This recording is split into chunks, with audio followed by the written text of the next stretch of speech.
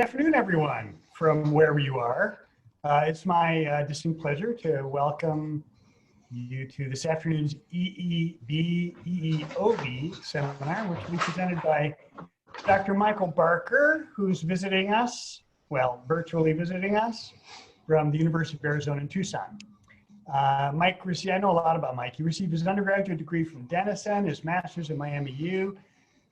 This is why I know a lot about him. I tried to recruit him to join my lab back near the start of this current millennium, but he had the good sense to go work with Lauren Rieseberg instead for his doctorate, first at the University of Indiana, then when Lauren's lab moved to Vancouver, Mike moved to Vancouver with him, where he also was a postdoc. And from there he went to the University of Arizona, where he was an assistant professor and now an associate professor. So that's his academic pedigree. Intellectually, I see Mike as a real polymath. He's a really big thinker, I think. He was classically trained as botany, in botany, which you don't see a lot of these days, which is nice. But his expertise in macroevolution, evolutionary genomics, bioinformatics, computational biology. He publishes often and in very good places. Lots of wonderful places. If you look at his Google Scholar profile, you'll find papers in Science, PNAS, Nature, and many other top journals, most in his research specialty, which is the understanding the phenomena of polyploidy. And not just in plants, he comes from a plant background, but also in animals. Some really cool work in insects, for those of you who are entomologically inclined. Also, and maybe this isn't wholly appropriate for his seminar, but he's just the nicest guy. Mike Barker is a nice guy, and everybody will tell you this. He has a natural inclination towards community service. He organizes meetings, he chips in whenever he's asked to for everything. Maybe more germane to many of the intellectual communities that he contributes to. He develops and then makes freely available a number of software tools for genomic analysis.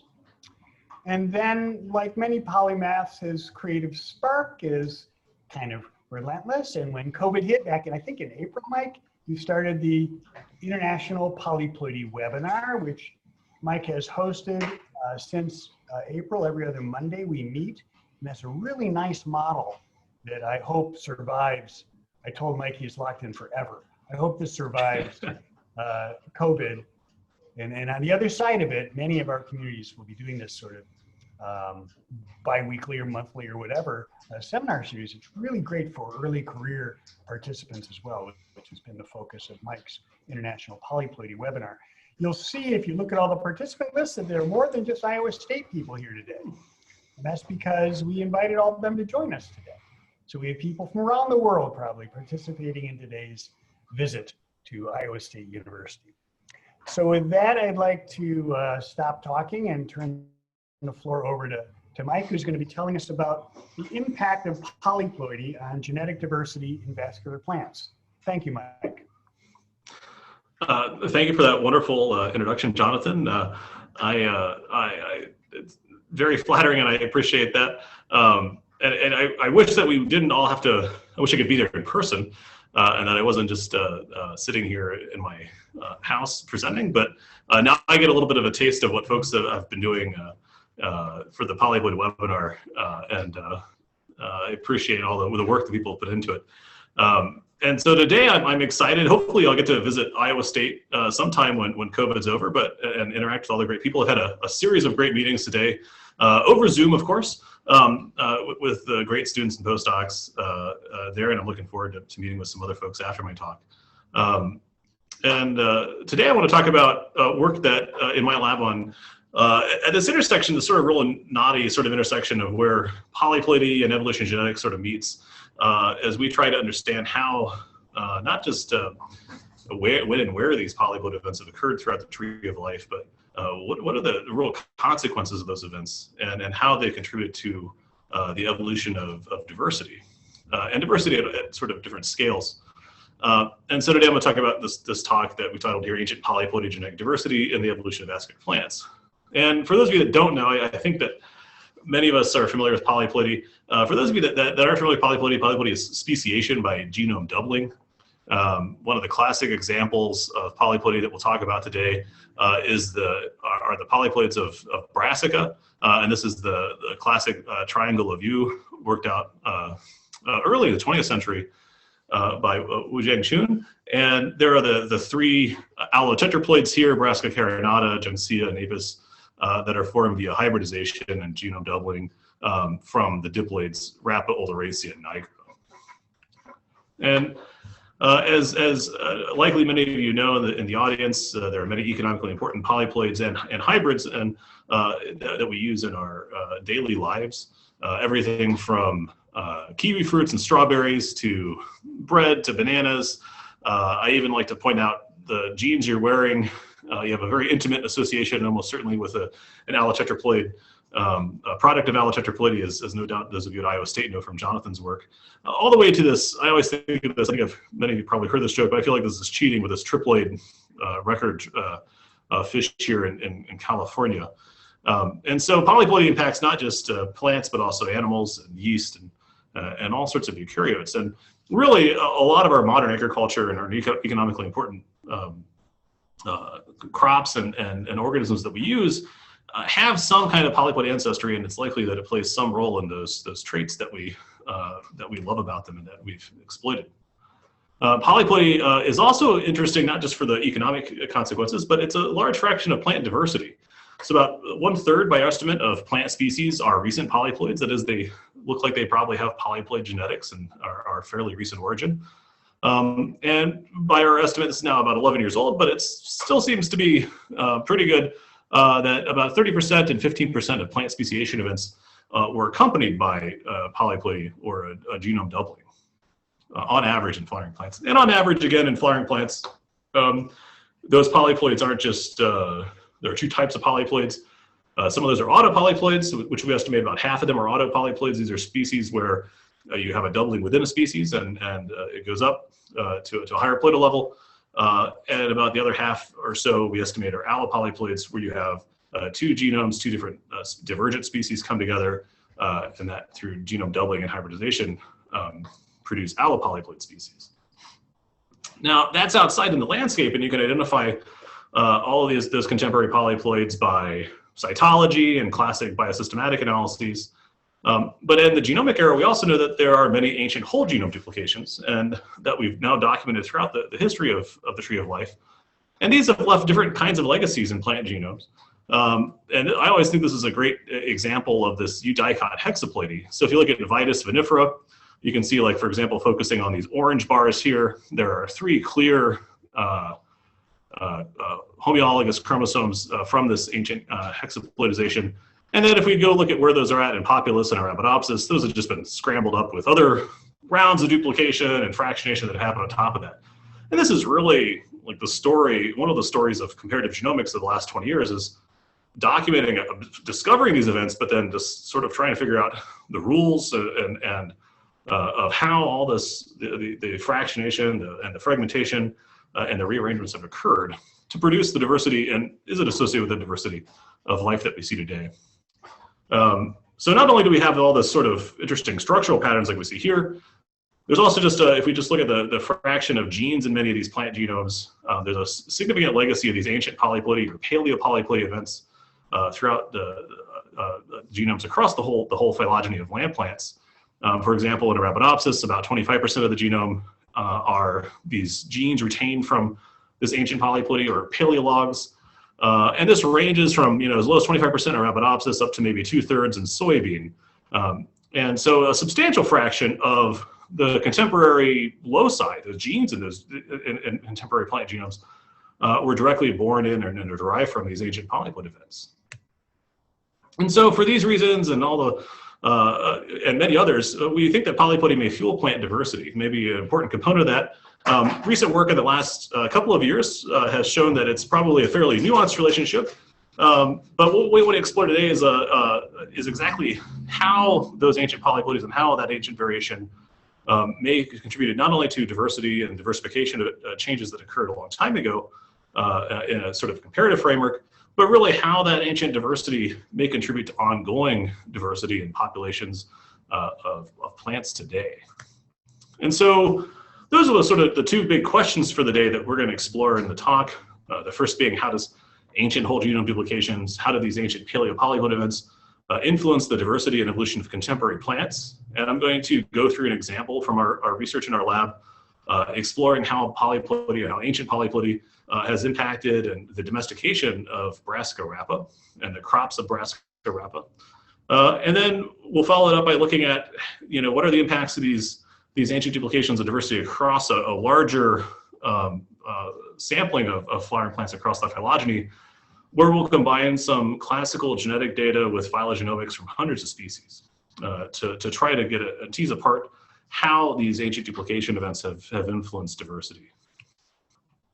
So when we think about polyploidy and diversity in plants, you often might think about these sort of modern comparative phylogenetic analyses, but for a long time, people have also associated polyploidy with plant domestication.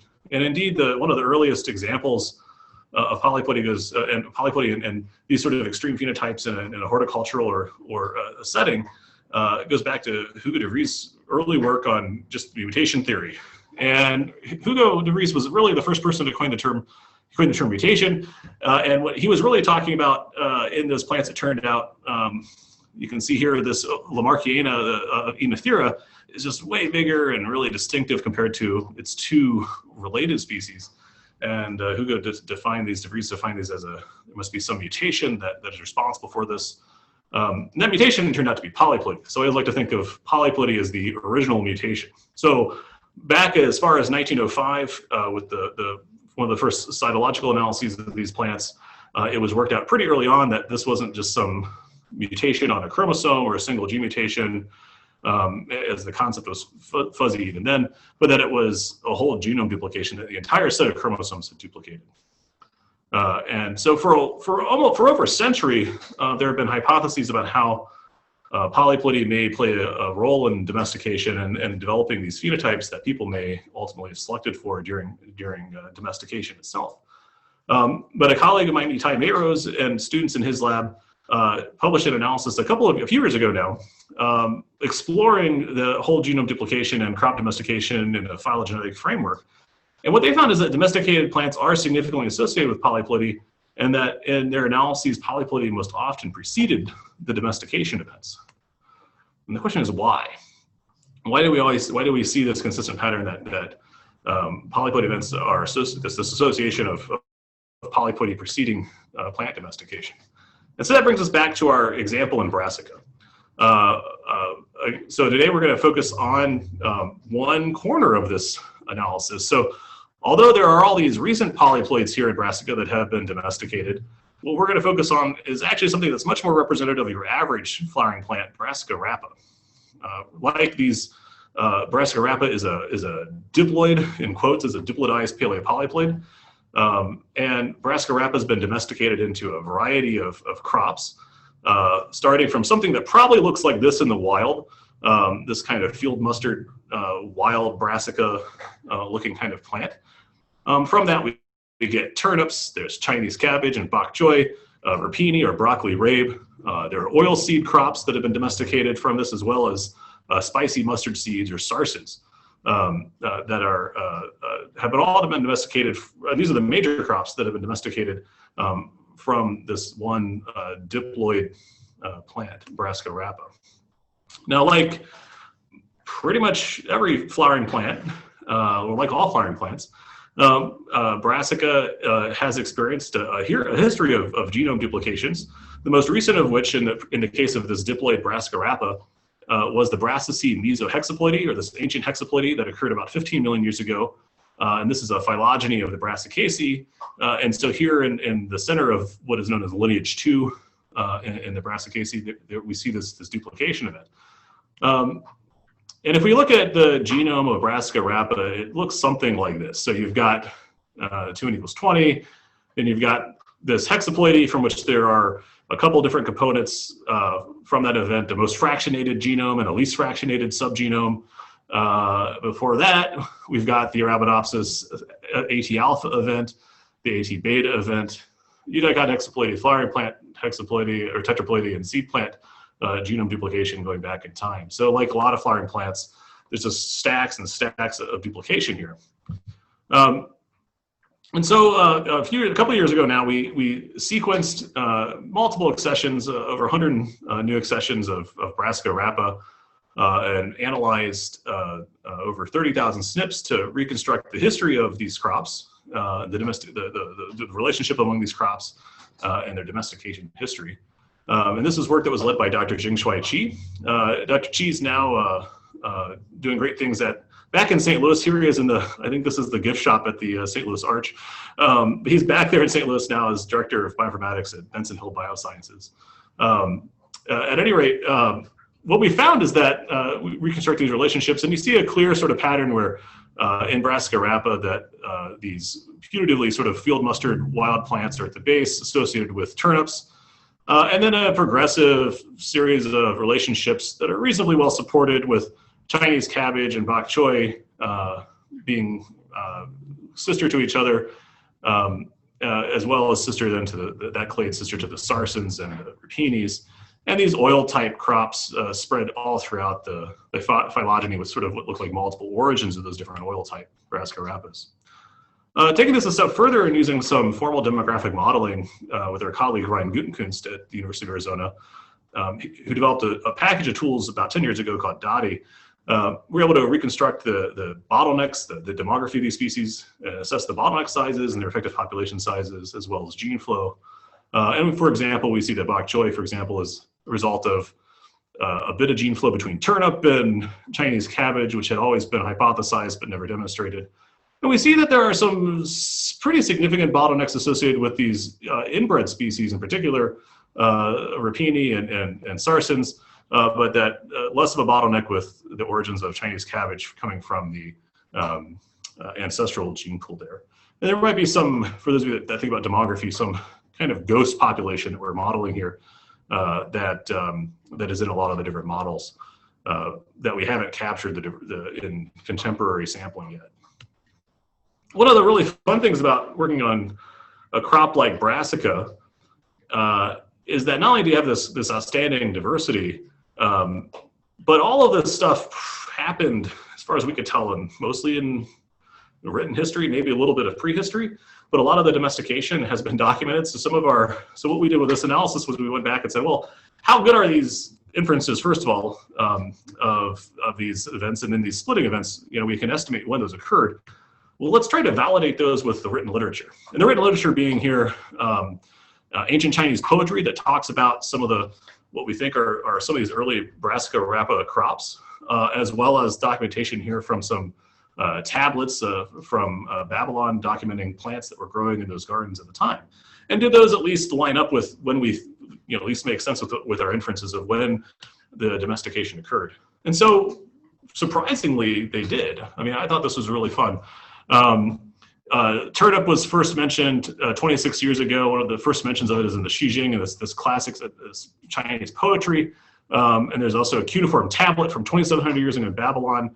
And using the mutation rate 1, which is the one this is from Mark Bielstein's work, which we believe is probably the most appropriate mutation rate to use for this modeling. We're right in the confidence interval. Those written records are right at the early edge of the confidence interval when we think that, when our analysis suggests this was domesticated. And the same goes for a more recent thing. So bok choy, or Chinese cabbage, excuse me, which was domesticated, we think, about 1,500 years ago, based on our modeling, or 1,300 years ago or so.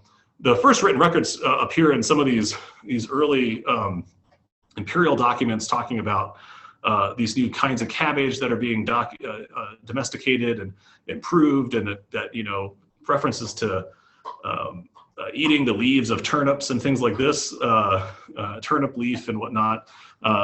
And man, it's right there in the middle of the confidence interval as well, which is really exciting. So we feel like with this data set and these analyses, we've got a decent handle on some of the bottlenecks, and some of the domestication history, and the history of these crops themselves. So what we want to do is use that really cool resource that we have to test the relationship then between the ancient hexaploidy that occurred in the Brassicae and the domestication of these diverse crops. So for a long time, these have been hypothesized to be related to each other, but there's never been any formal analyses done to assess that. So that's what we did here. And so the first step in assessing or testing the association between that ancient hexaploidy and the domestication of these crops is to just annotate the polyploid-derived regions and genes in the Brassica rapa genome. And we did that in two different ways. One approach, we used data from Brassica rapa itself, and only Brassica rapa. We had a combination of gene age data, so looking at, for example, taking all the gene family phylogenies and calculating KS, so these sort of KS plots that I think many of us are familiar with. And so this is a histogram then of the node ages and all the different gene trees in the gene families within the genome of Brassica rapa. So we can identify a region's model and age range of duplications that are likely to come from that Brassicae hexaploidy. And we can combine that then with inferences of synteny. So we can identify then those collinear stretches of the genome that appear to have been duplicated at the same time by combining synteny and age together. We can develop a list of potential paleologs. All right. And when we do that, we get something that looks like this. So putting this in a Circos plot, we can identify these clearly triplicated regions, and then this sort of indicate where these paleologs are. These are the genes, again, that were born in that duplication event. And we see that 68% of the genome, or the genes in the genome, are classified as paleologs in this manner. All right. We also use a second approach. So one of the great things about working in the Brassicaceae is that there are a lot of genomes. And so we were able to look across 4 different genomes from 4 different species in the Brassicae that all share that ancient hexaploidy to identify then again what's what we considered a more conservative estimate of those paleologs, because we use an algorithm called POINT, which is the phylogenetic ortholog inference tool. This is from Gavin Koenig's lab. And what this does is it identifies these regions, in this case, that are maintained in triplicate across all 4 genomes. And so we're using this comparative genomic approach then to get a really high confidence set of paleologs and regions that are derived from that ancient duplication event. This involves then comparing Brassica rapa and Oleracea to Sinapis alba, as well as a new genome that we sequenced for Cranby hispanica. So this is, again, all against all comparison here to look for this. And then we use this point modeling approach to identify genes that have been maintained in triplicate. And we tested a series of null models here, and this is work that was led by Dr. Yue. And so in Gavin Koenig's lab. And Yue did a great job here sort of applying these custom models to identify then and assign genes to regions that are from the polyploidy but maintained in single copy, double copy, or triple copy as well over time. And so this gives us a much more nuanced view of the paleologs that in Brassica rapa's genome. It's a smaller data set, as you'll see here, than looking at Brassica rapa only, because it much more conservative and requires that paleologs, for example, are maintained in triplicate and these triple duplicated regions across all 4 of those genomes. But it allows us to have a high confidence that these are all paleologs. And so we see, for example, that singletons, there are about 5,000 or so genes maintained in the Brassica rapa that are now single copy, but were derived from that ancient hexaploidy. Around 6,000 that are still maintained in duplicate, and about 2,500 maintained in triplicate. And again, about roughly 30,000 or so then classified by this approach as to be not paleologs. So you get 2 very sort of different approaches, or almost inverse results here for the numbers of genes, at least, that are classified as paleologs. The B-RAPA only approach has about 2/3 or so of the genome identified as paleologs, whereas the POINT approach identifies about 1/3 of the genome as paleologs. However, all of these are, like 97% or so of these genes are found in this pie chart here of B-RAPA, this B-RAPA only approach. As you might expect, these are fairly conservative. So what's happening is that this B-RAPA only approach is identifying some additional things that are likely being tossed out because they don't meet that stringent requirement of being maintained in triplicate in the POINT analyses. Okay. All right, so we have our pie pieces of the genome identified as paleologs or non-paleologs with these 2 different approaches. We then also wanted to identify candidate genes associated with domestication and crop improvement. So we did this using across 4 of these crops, which we had a significant amount of data for. Chinese cabbage, bok choy, rapini or broccoli rabe, or the subspecies sylvestris, as well as the saracens or the spicy mustard seeds, Trilocularis and dichotoma. And we used four different approaches to identify candidate genes across these Brassica rapa crops. We used a selective sweep approach using SWE-D to look across the site frequency spectrum for those significant declines in diversity that we expect to be associated with selective sweeps. We used the McDonald-Kreitman test with Oleracea as an outgroup to identify signatures of molecular evolution associated with positive selection. We used differential gene expression relative to the core turnip, wild in quotes, European and Asian genotypes at the base to identify genes that have significant differential expression in the crops relative to that background genetic diversity. As well as Google Scholar to do literature searches to identify candidate genes from the literature that have been identified by fine mapping approaches that are, we know a priori are associated with these crop phenotypes. And we get a bunch of these sorts of analyses that look at this. I'm just going to show you one set of results here. And they all typically look something like this. So this is the results of the McDonald-Kreitman test. We typically see that most of the unique genes are found in each of these crop lineages. Each of these crops that are distinct, probably a distinct crop origin themselves from each other. And there's very few, typically modest numbers of genes that are shared among the crops. So each of these crops typically is genetically fairly unique. And if we look across all of the data, across all of the crops, we get a Venn diagram that looks like this. There are 92 total genes associated with crop improvement or domestication here for the McDonald-Kreitman test, about a little bit over 3,000 from the sweep analyses and nearly 8,000 from the differential expression analysis. And although the overlaps might look kind of modest, they are actually quite significant. We had a reviewer point this out to us that they seem high, and we hadn't analyzed this previously, but they are all significant. So these are all significantly more overlaps than you'd expect by chance just pulling from the genome. And so that's sort of promising in that there's some real signal that we're picking up here in these in these different candidate gene approaches. We're currently trying to do more with these, not just sort of this genome scan with some partners in industry at Andy Boy Farms that are working on this. So buy some broccoli rabe and enjoy it. Know that you're maybe going to be tasting the results of some of our genome scans in the future. But what we want to do then is combine these two analyses now and test if these paleologs are overrepresented among the candidate genes. So if we expect that polyploidy and this ancient polyploidy is contributed to the domestication of these genes, we may expect that there are a significant enrichment of the candidate genes with these ancient paleologs. And that's what we tested here. So again, we have these two different approaches to inferring paleologs, this BRAPA only approach and this point multi-genome approach. And so using those two lists, I'll present the results overlap of the BRAPA only approach first. And what we see here, so these are all sort of going to look like this. We have paleologs in yellow and non-paleologs in blue, and the candidates and non-candidates. So we see that, for example, in the SWE-D test, the candidate genes here, the asterisks, are significantly enriched with paleologs compared to the non-candidates. The same for the McDonald-Kreitman test. So again, these are candidates across all the crops, are significantly enriched compared to the non-candidates in the BRAPA genome. And we look at the differentially expressed genes, we see the same thing.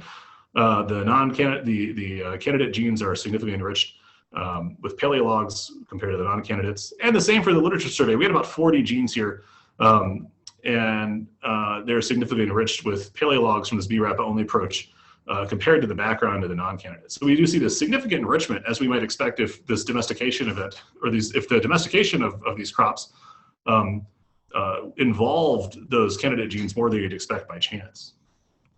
And when we look at this in the point data, we see very similar results. And it's actually really cool because we can separate out, again, these single copy paleologs here in orange, the double copy, the paleologs have been retained in double copy in pink or magenta, whatever that color is. And genes that have been retained in triple copy are purple. Now, when we look at the SWE-D test, this sweep analysis, we see that genes have been maintained, that there's a significant enrichment in the candidate gene list of paleologs that have been that have gone back to single copy and that have gone to double copy, but not triple copy. And that actually makes sense. The genes that have been maintained in triplicate, we expect to be under really strong dosage selection to maintain all 3 copies. Don't necessarily expect them to do a lot of protein evolution. Because of those dosage constraints, hypothetically, they should be maybe making the same protein product to maintain dosage following this ancient polyploidy. And we don't see them involved in this adaptation, but we do see genes that have gone to single or double copy significantly enriched in those candidate lists. Note down criteria list, again, we see the single copies are significantly enriched and not the double or the triple in this case. But in the differentially expressed genes, all 3 are. So where we might expect that they can't change their protein, in this case, the triple copies, they can manipulate their expression level maybe at different times or tissues, and it doesn't impact their role in some of these other networks that they might play a role in if that's how they are constrained. And so we do see that this significant enrichment in that differentially expressed gene list. In this case, though, we saw no increase in those literature survey genes with the point, although there are more there's more representatives here, it's not significantly different. But overall, I think this is wow to me. And this is your wake up as well, if you're nodding off. I saw these and was just still, that's really cool. So this is, what we thought we might expect to happen, but we actually see it. We really see that these candidate genes across these different crops and Brassica rapa are enriched with these ancient genes from the Paleopolyploidy. Why? Well, one hypothesis, and so that's consistent with what Tai saw, for example, in the comparative analyses across a bunch of crops. And the question is why? So, well, we might expect that maybe these genes have more diversity. Maybe that's if you're selecting for during domestication, selection is going to act on the copies, the parts of the genome that have more variation. And maybe what we have here is a legacy or ongoing generation of variation at these paleolog loci because of allele masking at higher ploidal levels. So if you think of haploids, for example, if you have a deleterious mutation, selection sees it, knocks it out. In diploids, they can survive if they're recessive, so you can build up more variation because of dominance, basically. And that only increases as you increase ploidal levels. So the opportunity for allele masking to mask these slightly deleterious or maybe even higher deleterious mutations is enhanced at these higher ploidal levels, potentially leading to more variation. So we expect polyploids to experience more of these recurrent deleterious mutations in diploids because of this allele masking, and they should harbor more genetic variation with a higher rate of molecular evolution. So do we see that? Well, this is what we get when we look at nucleotide diversity across these different paleologs. So here we have sorry, my bar is covering that, but here in yellow and blue is the paleologs and non-paleologs from the BRAP only approach, and we see that there's a significantly higher amount of nucleotide diversity in those paleologs relative to the non-paleologs. And we see the same thing across the point approach with single, double, and triple copy, all having significantly higher nucleotide diversity than the non-paleologs. Again, this is calculating nucleotide diversity per gene, so not like in sliding windows, but calculating pi per gene to be able to separate paleologs and non-paleologs. We see that if you look at the medians of all of these, they're all basically the same, an order of magnitude higher than the non-paleologs, which is pretty amazing. If we just drill in, for example, on that first case, the Brassica rapa only, we see that it also is consistent across non-synonymous and synonymous substitutions in paleologs here in purple and the non-paleologs in orange. This is consistent with what we'd expect from black selection, where there's just simply some masking happening. Selection doesn't see those substitutions. You get both an increase in diversity at those non-synonymous and synonymous sites in both sets of these genes. And so this is really exciting to me. First of all, as far as I know, one of the first demonstrations, or the first demonstration of higher diversity in these Paleopolyploid derived genes in plants, so these genes that have been maintained for millions of years. I think that not too many other people or no one else has really looked for this or had this sort of population genomic data sets to do this for most species yet. But what's also really fun, it's not just that there's more variation there as we might expect from first principles. It's also the first demonstrating this type of genetic variation is overrepresented in response to selection, in this case, artificial selection during domestication. It is what you would how you'd expect it to work, that extra variation might be important for these novel phenotypes that are selected during domestication. And that may be all that's happening in terms of why they're overrepresented. It might just be that this extra diversity that they have there may play a big role in that. There are obviously other potential explanations that could explain that pattern, but this seems pretty compelling. And so, to me, what's really exciting about this is that even 15 million years after this duplication event, we see that this ancient polyploidy is still influencing genetic variation in species down here and after this event. And that just raises the question immediately in my mind, okay, well, how widespread is this? If this is something that's not just a little Brassica story, how common is this in plant evolution? And do we see ancient polyploidy associated with increased genetic diversity across flowering plants? And so that's what we want to look at for the second part here.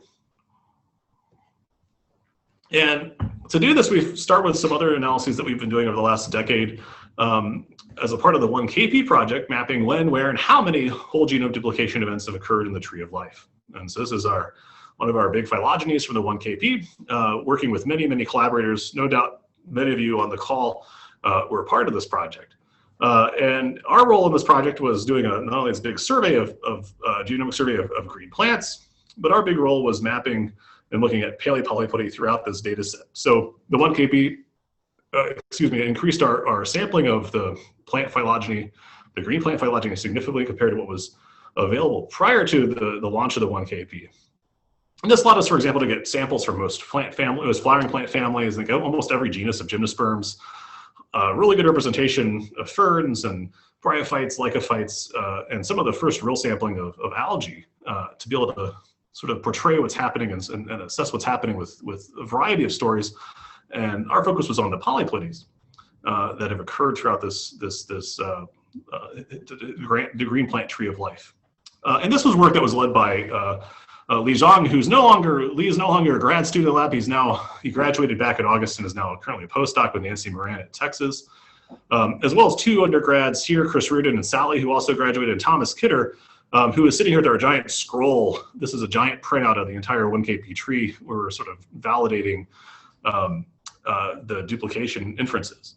And I'm not going to go into too much detail about how we did those inferences, except to say that we combine gene age distribution data from each of these species, like KS plots, with phylogenomic analyses of where multi-species gene trees to identify significant bursts of duplication that overlap with those KS plots or previous data from sequenced genomes to infer and place duplication events in the tree.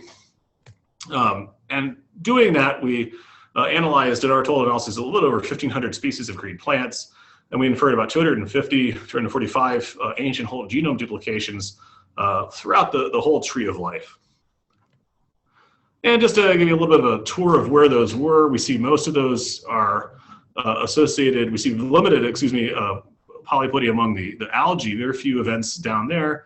And most of the polyploidy events that we map here are in the history of land plants. This is the number of detected or inferred WGDs in each of these histories of each of these clades. So if you take each species in these things and count back to the root of the tree, how many duplication events they had, you see that most have around 4 to 5 rounds of duplication, most angiosperms, and increasing to 6 or 7 even in some of these cases, excluding contemporary polyploidies. And just as a sort of back of the envelope exercise, there's a lot of polyploidies, but we've only sampled maybe about 13% of the branches in the flowering plant so far. If you just do a real quick extrapolation, this is certainly not 100% accurate, but and likely even overestimate, but you may expect to find even upwards of another 80,000 or so ancient duplications if you were to sample every species and analyze it at that sort of, assuming that discovery rate holds up. But I think the punchline is there's a lot of duplications. There's going to be a lot more that we discover as we go through. So I like to always frame this as a starting point, even though this seems pretty comprehensive. It's still a very small sampling of the total diversity of land plants.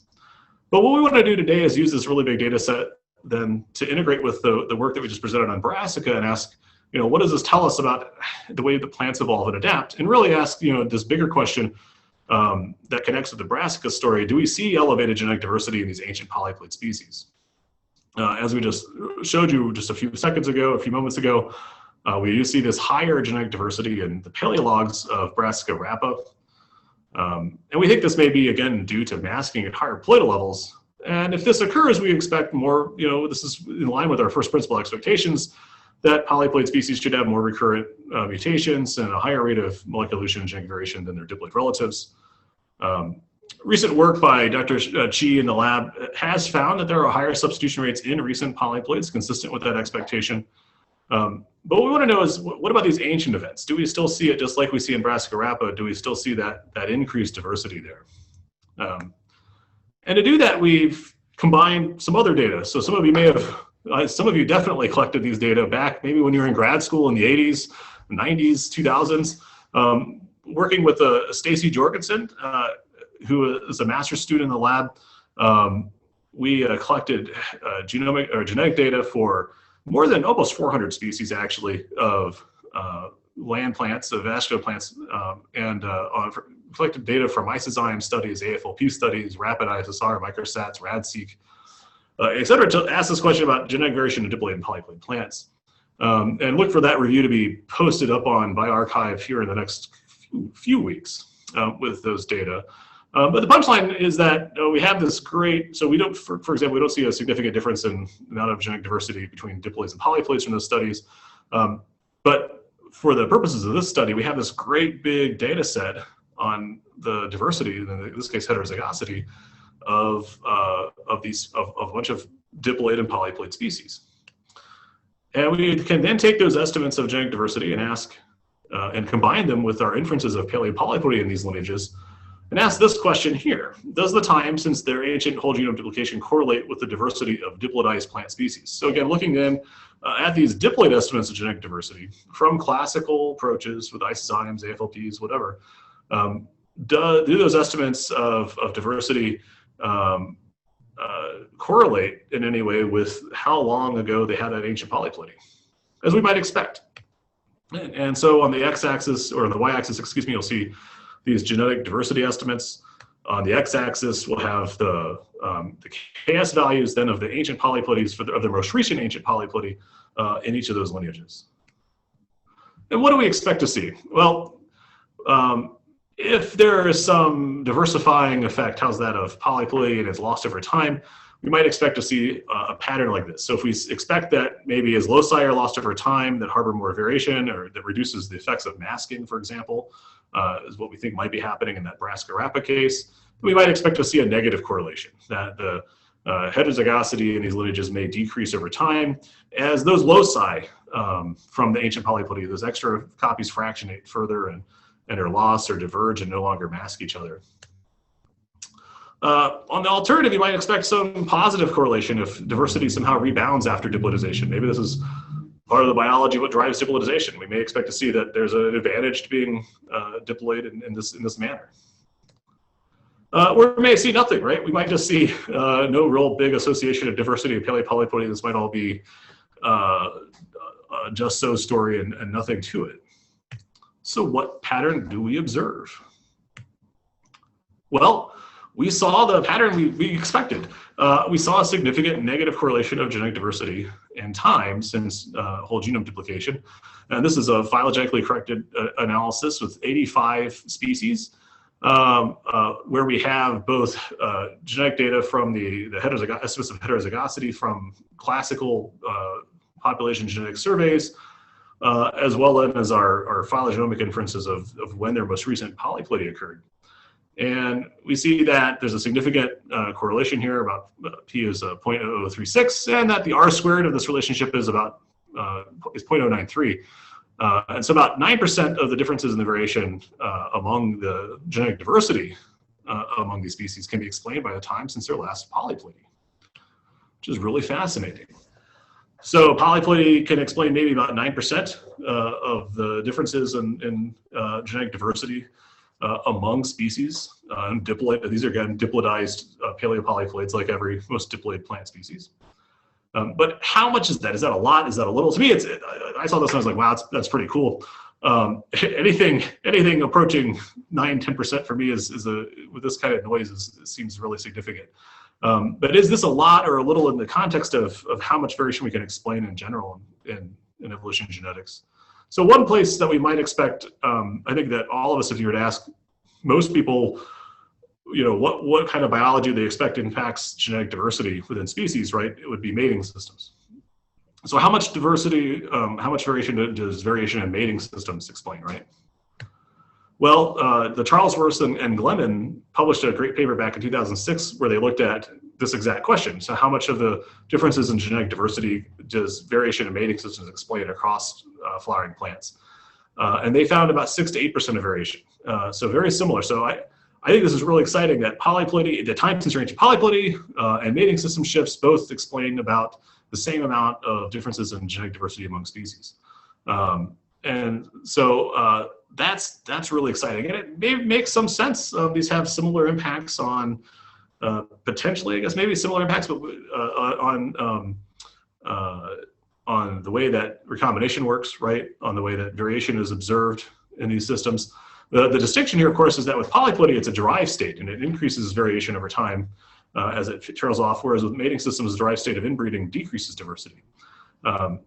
But on top of all the other stuff that happens with population size, range size, demography, et cetera, these two factors can explain maybe 15 to 20% of the differences in genetic diversity among plant species, which I think is pretty exciting. And as I said before, this is consistent, I think, with our analyses that we just showed you in Brassica rapa, where we saw that these paleologs have higher nucleotide diversity than the other genes.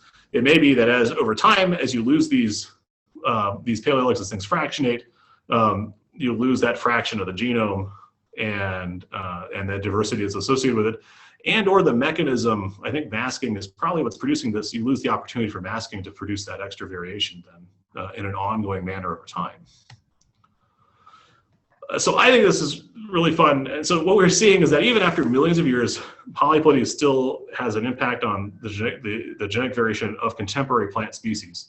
And so these deep events like this mesohexaploidy that occurred in the history of the Brassicae, not just through all these changes in organization of the genome and the legacy of those duplicated regions still interacting today from that ancient event, have impacts on contemporary populations of plants in Brassica rapa, but also broadly across, as far as we could tell from our analyses, across many other plant species. Still feel the effects of these legacy of all these rounds of ancient polyploidy. And I just think that's fascinating that to mechanistically connect these macro and microevolutionary processes. And so I have a few take-home messages, then I want to go through very briefly here. So one of the take-home messages, I think, from our work more broadly, I didn't talk about it as much in this talk, but is that there's a lot of ancient polyploidy history of land plants. My really bad, probably not accurate, maybe an order of magnitude off back the envelope calculation is that there may be there's thousands, how's that, of ancient genome duplications to be discovered still throughout the history of flowering plants and other lineages of vascular land plants. So that job is not done, and we're going to be talking about new duplication events and all that, I think, for the rest of our careers. One of the really exciting things that's very exciting to me is that this time since the ancient whole genome duplications can explain about 9% or so of the differences in genetic diversity among diploid vascular plants, putting it on par with mating systems in how much explanatory power, how much of the differences it can explain in genetic diversity. And that in this case of Brassica rapa that we showed you, we do see higher genetic diversity of the paleologs than the other genes in rapa. And that those paleologs are enriched. So during domestication, when people were out there making, domesticating turnips, domesticating these oil seeds, domesticating spicy mustard seeds, the variation that they were selecting on ultimately came from this ancient polyploid event that happened millions of years ago. And that those loci have just been hanging out in the genome and were there, that variation was probably there and ready to go. And I think that the loss of paleologs over time probably explains then this correlation that we see between age and diversity here.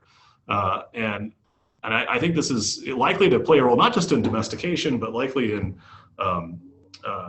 many studies of natural selection as well. So not just adaptation to the natural environment, not just during artificial selection.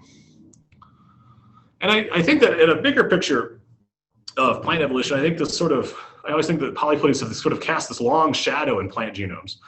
We have this big legacy, right, of all these duplicated regions being maintained over time. And I think one of the other sort of dimensions of that we haven't really focused on is this long shadow of its impact on genetic diversity. And I think that may partially explain, I kind of like to think of it as a fuzzy relationship between whole genome duplications and diversification, where, we've, depending on how you analyze it or what combinations of traits you combine, polyploidy is likely associated with many of the major diversification shifts in many diversification shifts in flowering plants. How's that? But it kind of depends on how you analyze it. I think some of it might be that it's this impact of polyploidy on diversity. So it's this for a lot of things, it may be this sort of necessary but not sufficient kind of trait, that you get this extra little boost of diversity generated by the polyploidy, and other things have to happen, right? The ecological opportunity, et cetera, needs to happen to take advantage of that variation. And I think that's probably what's happening. I think this is the sort of model mechanistically that would support that kind of perspective on how polyploidy has contributed not only to genetic diversity, but the biodiversity of flowering plants and land plants in general. So where are we going next with this work in our lab? Very briefly, just show you a little bit. So one of the big things that we're working on and that we're excited about that comes out of this work is variation in diploidization processes and outcomes, right? So if the time to fractionation or fractionation itself is important for the mechanisms of how the variation is generated, but also for how that variation persists and has the opportunity to generate new diversity, then diploidization itself becomes potentially a big part of the story. And so how that occurs and the outcomes that are matter. We've been working on this with Lee. We have an annual review that's should be out soon. You can find it on a preprint version of it on our website, looking at differences in the rates of gene loss, for example, and doing phylogenetic contrasts of those rates to try to make some better sense of that and how much they explain, and just sort of how well those correlate with time, for example. This is work that was led by Lee in the lab, but Michael McKibben, a new graduate student in the lab, is really taking over and running with this angle of work of looking at focusing on those gene-centric questions, following polyploidy and their consequences, and the consequences on plant evolution. But the other part of the story is chromosome number and chromosomal evolution, right? And so how that occurs. For those of you that know me, if you remember when I interviewed at Iowa State back in 2003, that was the question I wanted to work on then, and I'm this close still to having that paper out. Hopefully Lee's on here and can finish it. But anyway, we see, for example, we just published a new animal chromosome count database, and we see broadly across all the animal chromosome counts that we collected in this case, and all the flowering plant counts here, that flowering plants and animals, even though flowering plants have gone up many times, and many animal clades too have a lot of polyploidy, histories of polyploidy, they all come back down to this narrow range of chromosome number with the mean median around 9, 10. And if I took away the labels, you wouldn't be able to figure out, I don't think anybody would be able to tell me which of these curves was an animal, were the animals, and which of these curves was the plants, or the flowering plants. But the ferns are doing their thing with their high numbers. But a big focus then in our lab is not only studying these processes and variation of genic outcomes, but also future work focused on why this is the distribution of numbers that we observe, and the consequences of that chromosome number change on, again, these patterns of variation and diploidy. And we started a new system here that Jeff Finch, a new graduate student in the lab, is working on. This is, when that bar disappears, this is Xanthissima gracile. This is taking a block from my house. And these are all over here in a normal year when we have a monsoon. They're really everywhere. But this is a wonderful local system. This is a species, one of the rare N=2 species in eukaryotes. There are populations just north of here that are N=3, and N=4, and N=5. They're related species, again, with the whole range of chromosome numbers that we expect, N=4, 6, 7, 8, 9. And you can make crosses. The stuff's been in space on the space station, actually. And there's no polyploidy involved here. So we're really trying to isolate the impacts of chromosome number change itself on these patterns of variation.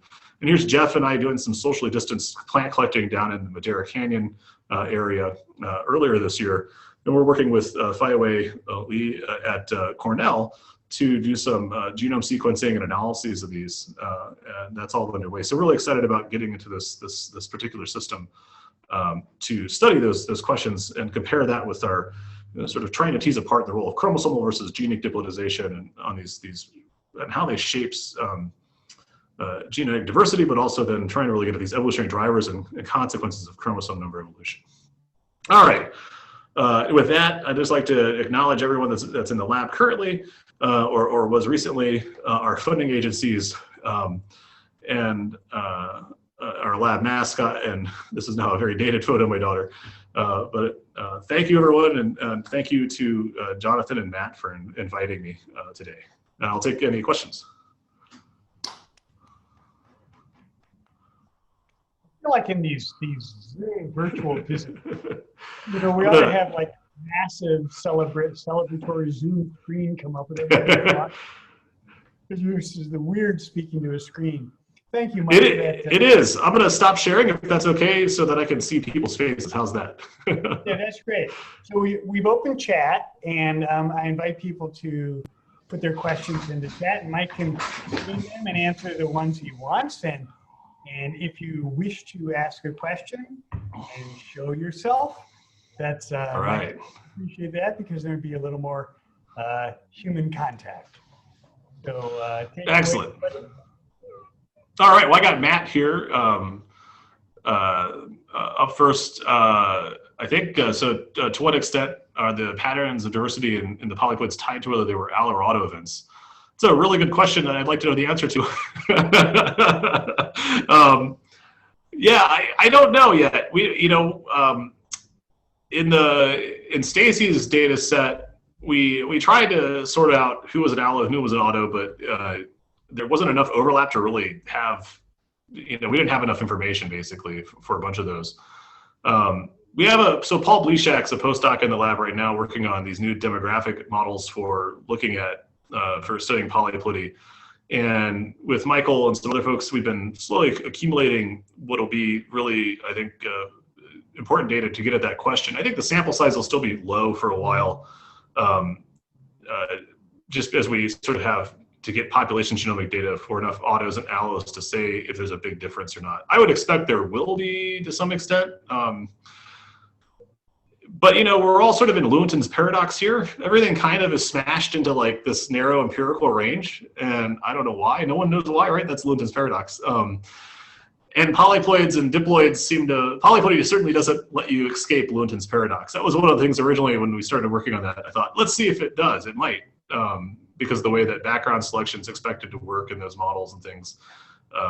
But it doesn't seem that that's the case. So we'll have to see what it looks like once we have some more sophisticated modeling, I think, from Paul's work that will really allow us to do a better job. Paul's work in particular is really important, I think, for us and the field, because it formally models allo and auto polyploidy and allows us to take into account the sort of different mixing that we expect to see among those genotypes and then the different sort of ploidy backgrounds. So TBA, Matt, how's that?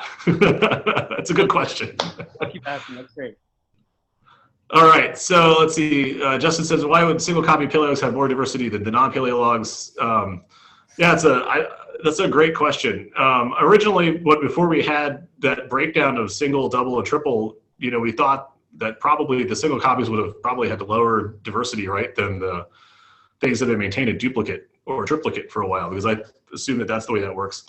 The short answer is I don't know. I don't know how, there's a lot of work to do. I think they're digging around to figure out when those copies went to single copies. So if they've been maintained a duplicate for a long time, they might still have an extra abundance of alleles.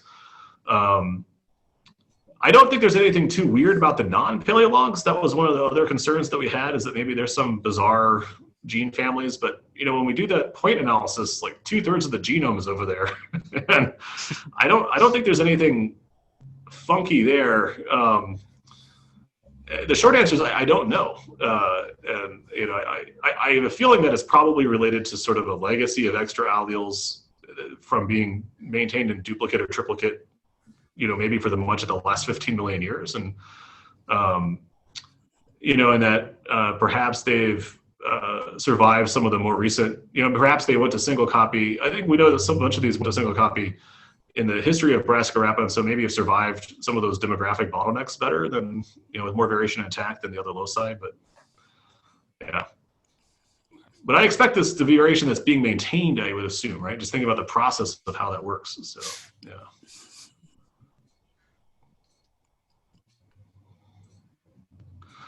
All right. Does that answer your question, Justin? Sorry. Yeah, it does. Yep. Because you just determined a single copy just based on a single reference, right? So there could that's right. Copies of. Yeah, we do know that there's a lot of those. We do know a lot of those are also single copy from, like, there are these core gene lists and things like this that are these single copy lists from other studies that people have published, like Lee et al. 2016 in Plant Cell, genes that across many angiosperms that return to single copy, and a bunch of those single copy genes are in our single copy gene list, and they're also, they're in there. So yeah, I don't know. Yeah, I mean, and they have more variation still than some of these other loci. Yeah. Gotcha. Okay, thank you. Let's see. So Matthias Kohler asks,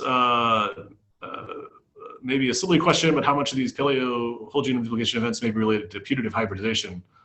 That's a good question. We don't know.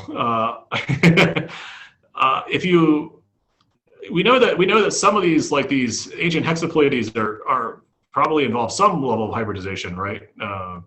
In order to get tetraploids combining back again with diploids, and so that's clearly happened. And I would assume that, my inclination would be that, assuming that we don't know what the distribution is of ancient, essentially paleo-allo and paleo-auto polyploids, right? I'd really like to know. I think that there are some approaches bioinformatically to get at that, and we've talked in our lab about doing some deep learning approaches to infer the distinction of those events. I think it's going to be one of these things where we can identify a subset of putative paleo-allos, but a bunch of stuff is going to look like autos after this much time, and it's going to be really hard to tell what's happened. I think a lot of the genomes in the cases where you've got a lot of maybe biased fractionation happening are maybe evidence of ancient allos, but I don't know. Yeah, I'd love to know that. Then we got Jingming Yu asking, this is now common to consider differential expression genes to infer domestication. That's a really good question. I don't know. I mean, I think there are other studies that certainly do this. We had, multiple time points that we had grown the plants in the greenhouse, and some of those were important stages in those particular crops. So we were comparing them back to that duplication. There are a lot of, that's obviously the biggest category of genes because there's a lot of things that are differentially expressed. And if you look across our data, we didn't present that here, but it's in the paper. It's also these things that are really like they're super, like every genotype of that crop, right? Like it was this big, everything was changed. It wasn't just sort of one or two individuals. These are 20 individuals, 30 genotypes, right? Where you can see these consistent increases or significant decreases in gene expression at those time points, relative again to that pool of these wild genotypes. Yeah. Does that help? Yeah. Yes, maybe we will be up to your paper, right? Good, thank you. Yeah, all these papers are out online, basically, except for the one on the genetic diversity and polyploidy one. So good, thank you. And most of these are, hopefully the Brassica paper I talked mostly about will be accepted like tomorrow. I don't know, we've been emailing with the editor, so. All right, let's see. So Tom asks, are polyploids much more common in plants than animals? Why? The short answer is yes. Why is like a $64,000 question. Probably some combination of sex chromosomes is probably a big part of this. The hemizygous sex chromosome evolution that occurs in a lot of animal lineages. That seems to be probably the biggest explainer. When you have lineages of animals that don't have those sex chromosomes, you do see more polyploidy. Fishes are just as polyploid as many plants. A lot of polyploidy in the mollusks, but you hit mammals and birds and things like this with hemizygous sex chromosomes, you just don't see it. And that's because if you have hemizygous sex chromosomes and you make a cross, this is classic, like, Mueller 1925, Alan Orr 1993 sort of thinking here. You make those crosses, you end up missing one sex in the hybrids because they don't exist. So, and that gets hard to exist. So I think that might be it. I know that Lee, one of my students, Zhang Li, that was one of the things that he's really excited about exploring with the insect data and the other animal data that we have going, is to look at the concerted sort of correlation of not only, so the animal chromosome counts we collected, the animals just don't have we have 18,000 animal chromosome counts and over 400, almost 400,000 plant chromosome counts to really get at this, trying to understand the frequency of polyploidy, right, across the animal versus plant trees of life. And so one other approach is to use sort of a genomic approach to try to ask, we know when some of these sex chromosomes evolved, how does that associate with the evolution or the lack of any more recent polyploidies in those lineages, right? So trying to phylogenetically ask that question of that association of sex chromosome evolution and polyploidy. Lee's going to be doing a bunch of that work, I think. So keep an eye out for his work. He's now off with Nancy Moran doing that, but I think that'll be some really exciting stuff to look forward to from him. So Jeremy Coate asks, if I don't answer your question, please jump in here. Now I know why people on the Polyploid webinar do this. You get going and I'm always like, everybody should pause and invite people to speak. Get on a roll. Let's see, Jeremy says, might the association of WGD variation be due to polyploidy causing higher mutation rates or the N or I'm asking. It's a great question. It very well could be. You just have to think of it persisting for so long. I think that's the question. You can imagine that while you're a polyploid, you experience this, because we know that substitution rates are correlated with genome size in general. And so there's a higher, typically a slightly higher mutation rate, as well as sort of the masking when you're a polyploid. I just don't know that we did a bunch of coalescent simulations, and for most of these plants, there's no way that extra variation is going to survive at these sites after 15 or 20 million years. So whatever is happening, I think, has to be something that's ongoing mechanism producing that extra diversity, or at least, yep. So I don't quite know. That's our hypothesis right now, yeah. But it very well could be associated with higher substitution rates while you were a polyploid, Jeremy. Yeah. Great, thank you. Animals move, yeah. I like that, Dean. Yeah, they don't have to sit in place, right? Okay, maybe just one or two more questions, and then we can, that might get on with this day. He's been very generous with his time. There's maybe one or two. I have one if there's no more in the chat.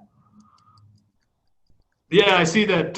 So Sonia asks, is there a relationship between genetic diversity and frequency of chromosomal rearrangements? Yeah, I mean, we'd love to get those data. We don't know, but it's not a silly question at all. And we certainly expect that it especially with recombination itself being mutagenic, you might reframe it like that as well, not just so much rearrangements, but with recombination rate changes. Absolutely, we don't have that, but there are so many questions here to ask, and that's a good one, but we just don't know the answer to it. All right.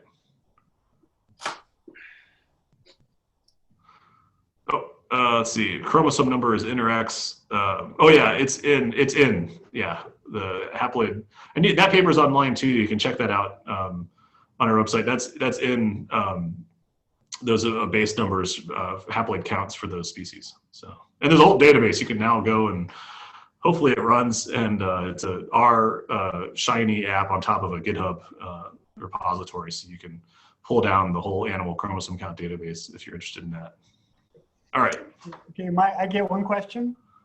Yeah. All right, I get the last question. Mike, Brassica rapa domestication is several thousand years old, and the Paleohexaploidy is 15 million years old? Yeah, roughly, yeah, something like that. So I'm thinking about basic gene duplication theory, and I'm thinking about sub and neofunctionalization and the time to subfunctionalization, and that all's supposed to happen really, really fast. And so I would think that everything has been neo or subfunctionalized long before Brassica became Brassica. And Yeah. so at that point, why aren't all my paleologs the same as any other non-duplicated ancestral gene? Why shouldn't diversity just accumulate the same in all of them? This seems inconsistent with basic polyploid theory. Yeah, I mean, I agree, you know, that they should be, I mean, I agree to an extent that you know, we would expect to see that a lot of the neo and subfunctionalization probably should have happened a long time ago. In some of these genes, but I think that this is why, you know, our focus has been thinking that a lot of the novelty likely comes from the fact that they've been maintained in duplicate for so long, right? Versus these other genes in the genome that may or may not be maintained in duplicate in that same way.